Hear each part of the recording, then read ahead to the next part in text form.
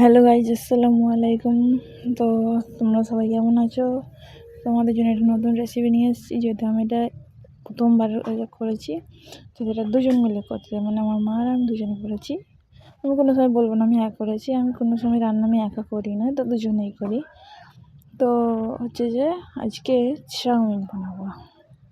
তো প্রথমে চাউমিনটা প্রথমে দেখে নিলেন যে সিদ্ধ করা আছে সবজি, মানে বিট, গাজর, আলু, ওগুলোকে সিদ্ধ করে পানি ফেলে দিয়েছি। পানি ফেলে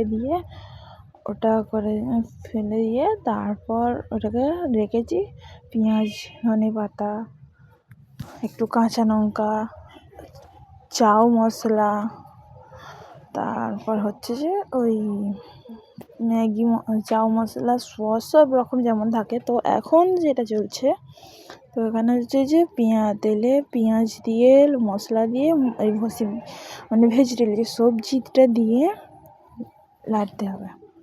তো আগে থেকে আমাদের যেহেতু সিদ্ধ করাই ছিল, তো অত সিদ্ধ করার কোনো ব্যাপার না। একটু বেশি একটু মানে আলুর সবজির গা থেকে একটু তেল ছেড়ে গেলেই চাউমিন তুলে নিয়ে নিতে হবে। তো আজকের এটা আমার ভিডিও 1 মিনিট 26 সেকেন্ডে হয়ে যাচ্ছে যদিও।